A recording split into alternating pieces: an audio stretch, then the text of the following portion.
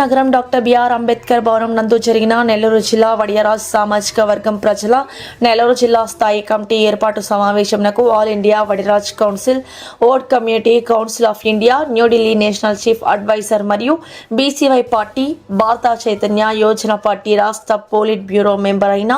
Doctor Gunji Narasimha Rao గారు ముఖ్య అతిథిగా హాజరవడం జరిగినది. ఈ జిల్లా స్థాయి సమావేశంకు 200 మంది హాజరవగా ఈ సందర్భంగా ఆయన మాట్లాడుతూ గత 40 సంవత్సరాలుగా నెల్లూరు జిల్లా వడియరాజ్ ప్రజల యొక్క జిల్లా సంఘం ఏ విధంగా అప్పటి నుండి ఇప్పటి వరకు తన యొక్క అనుభవంలో ఏ విధంగా పురోగతి జరిగిన విషయం, ప్రజల సామాజిక పరమైన అభివృద్ధిలో కుల సంఘాల యొక్క పాత్రను గురించిన వివరణ మరియు రాజ్యాంగపరమైన హక్కులు రాయితీలు పొందుటకు ప్రజలకు అవగాహన కల్పించాల్సిన బాధ్యతను వివరించి సంఘం యొక్క బైలాను గురించి,